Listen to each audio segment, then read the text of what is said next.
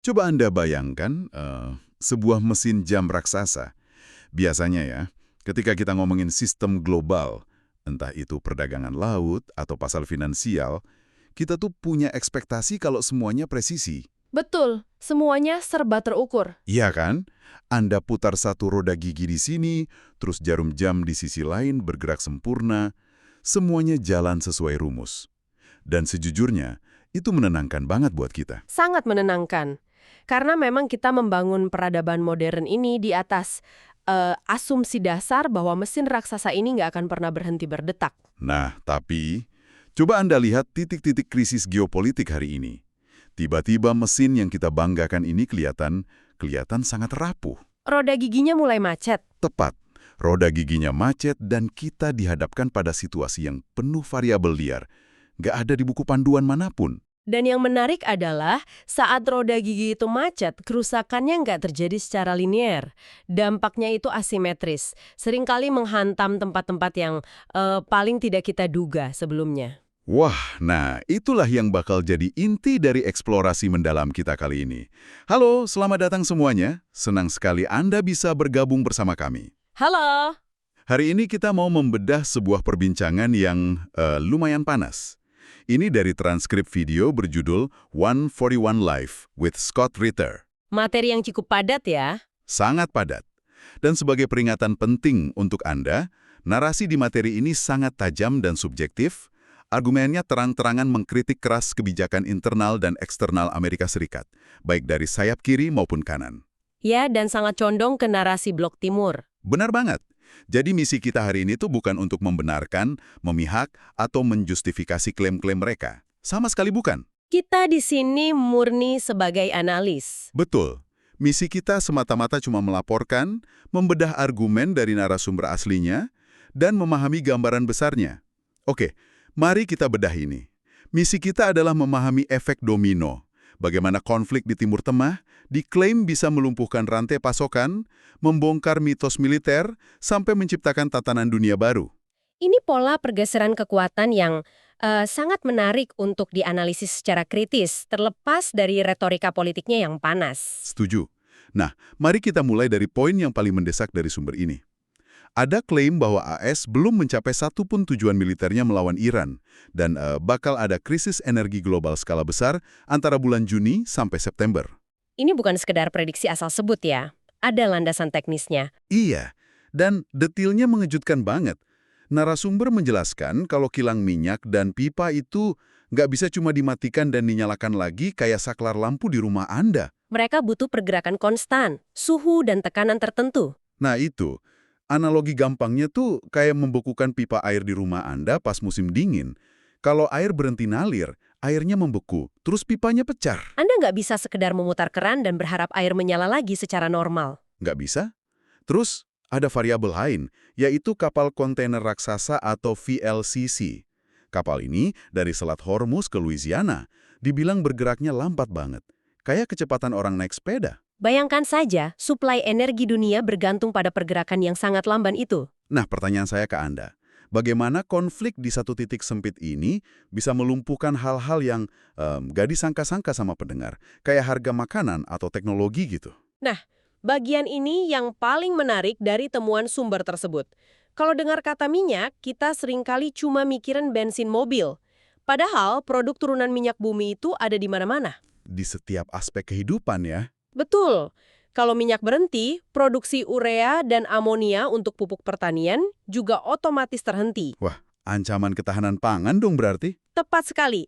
Tanpa pupuk, panen gagal, harga gandum dan jagung meroket. Lalu ada lagi soal helium. Helium? Tunggu, buat balon gitu? Bukan balon ulang tahun. Kelangkaan helium ini bakal melumpuhkan teknologi modern. Helium sangat krusial untuk pendingin dalam pembuatan semikonduktor, chip komputer, sampai mesin MRI di rumah sakit. Oh wow, jadi ini bukan sekedar harga bensin naik 5.000 perak ya? Ini seluruh infrastruktur kehidupan modern kita yang terancam. Tepat, roti yang Anda makan sampai smartphone yang Anda pakai, semuanya bergantung pada rantai pasokan ini. Luar biasa. Dan ini nyambung ke poin berikutnya. Kalau rantai pasokan hancur, harga-harga pasti meroket.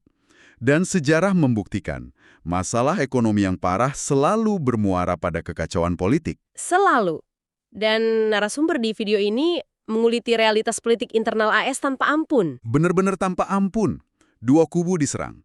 Di satu sisi, pemerintahan saat ini dibilang hidup di dunia fantasi karena seakan mengabaikan inflasi nyata yang mencekik warga. Mereka dianggap terputus dari realitas kelas pekerja. Iya, tapi di sisi lain, kubu Republik dan Donald Trump juga dikritik habis-habisan. Ada cerita soal ponsel emas Donald Trump seharga $500. Uang mukanya $100 kan? Betul, dan ada 59.000 orang yang bayar uang muka itu. Tapi ponselnya nggak pernah dikirim. Belum lagi saham media sosial terkait gerakan MAGA yang dibilang jatuh sampai 95%. Dan sumber ini dengan cerdas mengontraskan penipuan retail tersebut dengan apa yang terjadi di Wall Street. JP Morgan, bank-bank besar, meraup untung dari pasar derivatif yang nilainya gaib buat warga biasa. Jadi, apa arti semua ini? Apakah narasumber mencoba bilang kalau sistem politik AS sedang menghancurkan dirinya sendiri tepat sebelum pemilu? Kalau kita bedah poinnya dengan tenang, ini mengingatkan pada prinsip kampanye tahun 90-an. It's the economy, stupid. Oke, maksudnya bagaimana itu? Sumber ini menggunakan kemarahan publik atas manipulasi elit dan kegagalan ekonomi untuk menunjukkan satu hal krusial, yaitu kepercayaan publik terhadap pemerintah AS sedang berada di titik nadir. Kepercayaan sudah hilang sama sekali ya? Betul. Dan ini penting sekali. Karena negara yang rapuh secara internal, yang masyarakatnya marah dan apatis, akan otomatis kehilangan kekuatannya di panggung global. Anda tidak bisa kuat di luar kalau rumah Anda sendiri berantakan. Masuk akal. Kegagalan politik di dalam negeri berjalan beriringan dengan kelemahan di luar negeri. Nah, disinilah pembahasannya jadi semakin menarik. Ini soal terbongkarnya mitos militer. Iya, transisi ke taktik militer asimetris. Iran dilaporkan mengerahkan kapal selam kecil untuk perairan dangkal di Teluk Persia. Dan gokilnya, kapal selam kecil ini dibilang kebal terhadap armada kapal selam raksasa AS. Karena kapal selam besar bertenaga nuklir itu tidak dirancang untuk beroperasi di perairan pesisir yang dangkal dan bising. Iya, dan lebih gila lagi, ada potensi Iran bakal mengendalikan kabel internet bawah laut. Mereka bisa memungut semacam biaya tol internet dari kabel data finansial yang lewat situ. Sama persis seperti taktik mereka pada kapal tanker minyak. Benar. Ditambah lagi klaim bahwa senjata jarak jauh AS jumlahnya mulai terbatas, dan ironisnya, mereka bergantung pada komponen dari China buat bikin senjata itu. Itu ironi yang sangat mencolok dalam analisis mereka. Kan, ini kayak pertandingan gulat. Petarung raksasa dikalahkan sama petarung kecil yang licin karena si petarung kecil tahu cara memutus oksigen di ruang ganti. Bukankah ini mengubah total cara kita memandang perang modern? Tentu saja. Konsep perang asimetris ini memunculkan satu paradoks paling menarik dari keseluruhan sumber ini. Paradoks apa itu? Bahwa Iran sebenarnya sama sekali tidak mau dan tidak butuh senjata nuklir. Tunggu, serius? Kenapa begitu? Biasanya negara kan berlomba-lomba punya nuklir biar ditakuti. Logikanya begini, kalau Iran memiliki senjata nuklir, itu justru akan memberikan legitimasi moral dan politik yang absolut bagi AS dan Israel untuk menyerang mereka secara frontal. Oh, langsung jadi target utama ya? Betul. Tapi dengan tetap menjadi kekuatan non-nuklir, sambil memegang kendali atas titik krusial seperti Selat Hormuz, mereka bisa mengalahkan dua kekuatan nuklir tanpa meluncurkan satu bom pun. Wah, pinter juga. Mereka dapat posisi tawar yang maksimal dengan risiko serangan balik yang minimal. Tepat. Tapi kan nyandera kapal atau blokade selat itu dibilang cuma trick plays ya, cuma trik jangka pendek.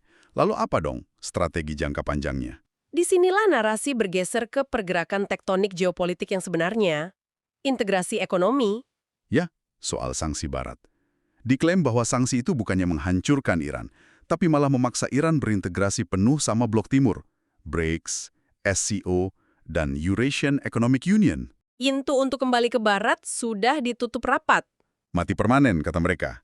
Kedepan, Iran bakal memeluk erat ekonomi Rusia dan China. Nah, ini pertanyaan kritis dari saya.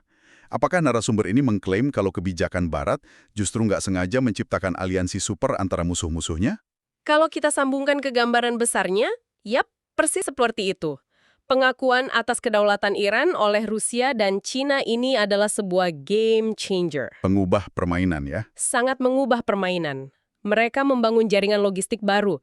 Contohnya, jalur koridor utara-selatan dari Saint Petersburg langsung turun ke pelabuhan Chabahar di Iran. Nggak lewat laut terbuka yang dikuasai Barat dong. Betul sekali. Dan rute itu nantinya tersambung ke jalur sutra baru milik Cina.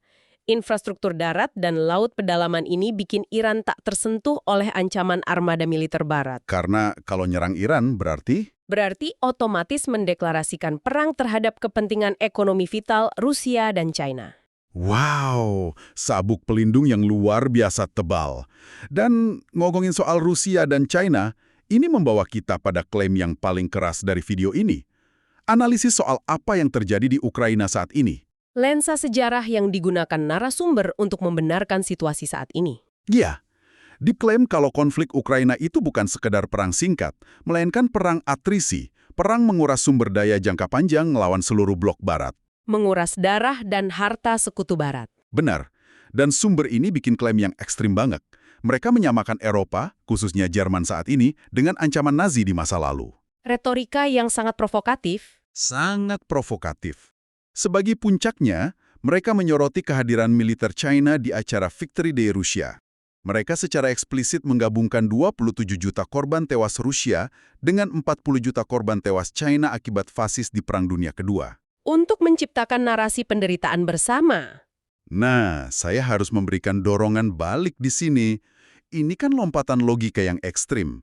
Menggali luka Perang Dunia Kedua buat membenarkan invasi dan konflik modern di Ukraina. Bagaimana Anda melihat retorika ini? Ini menimbulkan satu pertanyaan penting tentang bagaimana propaganda bekerja. Kita membedah mengapa mereka menyampaikan hal ini secara objektif. Ini bukan sekedar nostalgia atau pelajaran sejarah.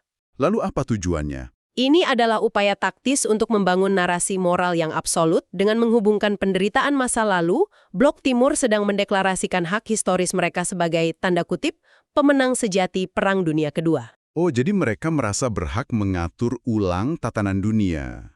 Tepat, mereka menggunakan moralitas masa lalu untuk membenarkan penolakan mutlak terhadap dominasi Barat saat ini, supaya warganya sendiri merasa perjuangan ekonomi yang mereka alami sekarang itu suci dan beralasan. Masuk akal, membingkai diri sebagai pahlawan sejarah buat dapat legitimasi hari ini. Sinis tapi efektif. Baik, mari kita tarik benang merah dari seluruh eksplorasi kita hari ini. Silakan. Sumber yang kita bedah ini menggambarkan dunia yang lagi dirombak total. Dari ancaman kelangkaan pupuk gara-gara krisis di titik sempit kayak Selat Hormuz, manipulasi politik di dalam negeri AS, sampai lahirnya aliansi tak terpatahkan antara Iran, Rusia, dan China yang, justru terbangun di atas sisa-sisa sanksi Barat. Sebuah ironi yang sangat nyata. Ini bukan kebenaran mutlak, tapi sangat krusial untuk dipahami agar kita bisa melihat gambaran utuhnya. Betul. Dan sebelum kita menutup diskusi ini, mari kita renungkan satu hal. Jika urat nadi ekonomi global, pangan, dan internet dunia ternyata bisa disandra oleh negara-negara berkembang hanya dengan menggunakan kapal selam damkar dan posisi geografis yang strategis, apakah kita sekarang secara resmi memasuki era baru? Sebuah era di mana menguasai titik sempit atau choke points di peta jauh lebih mematikan dan berkuasa daripada memiliki ribuan hulu ledak nuklir, sesuatu yang sangat patut Anda renungkan. Pertanyaan yang benar-benar mengubah cara kita melihat peta dunia ya. Terima kasih banyak untuk Anda yang sudah menemani sesi bedah informasi ini sampai akhir. Teruslah kritis, jangan mudah puas dengan satu perspektif, dan pastinya jaga terus rasa ingin tahu Anda. Sampai jumpa di eksplorasi mendalam kita selanjutnya.